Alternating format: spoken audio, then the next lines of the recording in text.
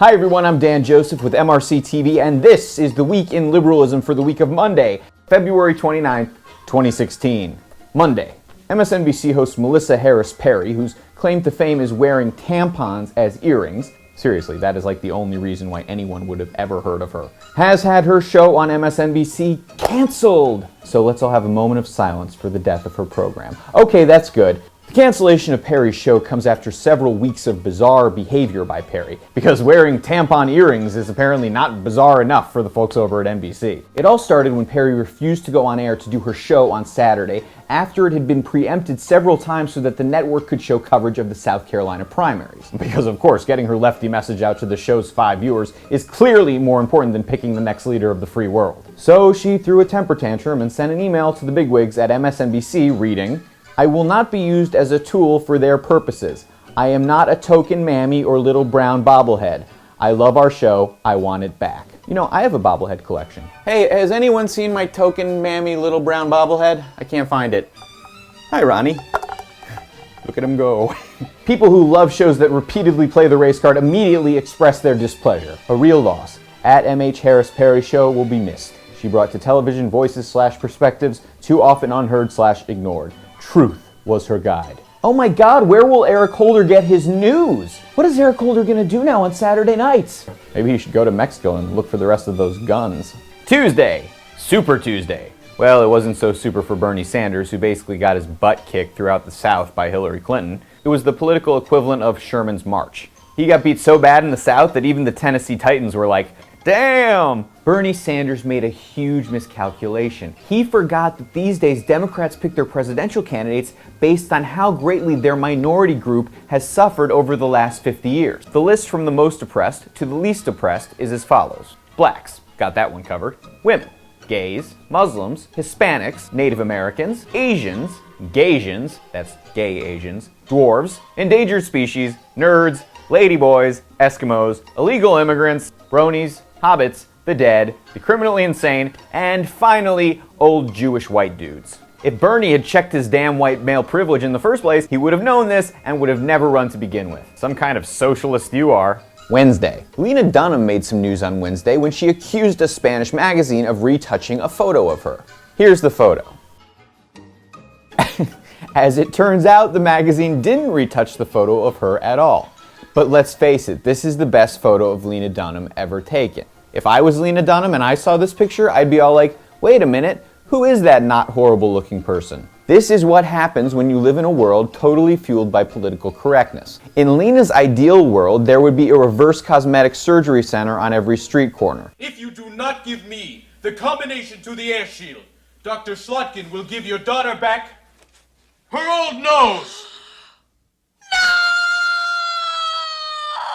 Ugly is the new black. When Dunham realized that it was actually an untouched photo, she apologized but managed to make the situation even more spectacularly stupid by going political. Maybe it's seeing my candidate of choice Hillary Clinton get bashed as much for having a normal woman's body as she is for her policies. Oh my God, Lena Dunham saw my last video. Hillary wishes that people were going after her more for her looks than her policies, because no candidate in their right minds would ever go after an opposing female candidate for their looks. Key phrase there is, in their right mind. If Hillary thought it would help her get elected, she would totally use her looks to her advantage. Hillary 2016, hashtag Frump Train. I am so going to hell. Thursday. The City Council in Salford City, England has passed an ordinance against swearing in public.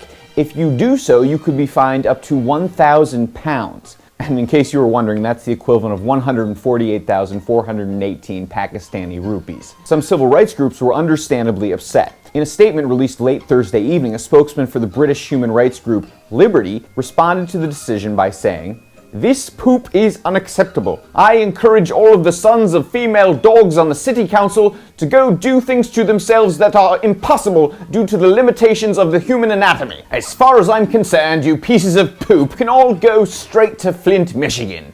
Okay, that last part is actually a lot worse. I hear you can actually drink the water in hell. The council also banned the practice of throwing objects at anyone without their consent, a move that was immediately met with fierce resistance from street vendors who sell rotten fruit, but which also quickly gained support from stand-up comedian Kathy Griffin. Why do liberals always ban the fun stuff? These Brits are telling people that they can't swear anymore, but One Direction can keep on making music. Uh-oh. I think I just really upset a lot of 12-year-old girls. They're like my core audience. Friday. Walt Disney CEO Bob Iger defended ABC News and one of its anchors, former Democratic Party advisor George Stephanopoulos, after a Disney shareholder criticized him for not doing enough to ensure that the network was politically balanced. In a statement regarding the incident, the Disney CEO said, "I assure you, if we felt George was not presenting it fairly or were biased, he would not be on our air." Iger then went on to deny that liberal media bias even existed.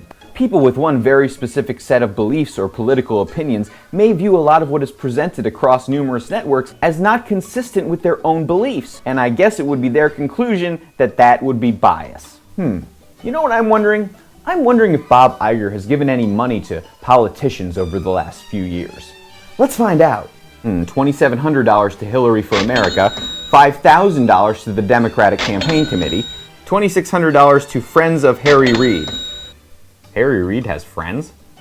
That's surprising. $25,000 to the Democratic Senatorial Campaign Committee, $32,400 to the DNC, and $35,200 to the 2012 Obama Victory Fund. You know, I guess Iger is right. If you have a very specific set of beliefs and you see something that's not consistent with those beliefs, you may view it as bias. But Iger probably gets his news from ABC and George Stephanopoulos. So as long as you don't see anything that's inconsistent with those beliefs, you're totally fine. And that's what we at the Media Research Center call making a liberal look like a complete jackass. It's one of our specialties. I'm Dan Joseph, and that was the Week in Liberalism for the week of February 29th, 2016. See you next time.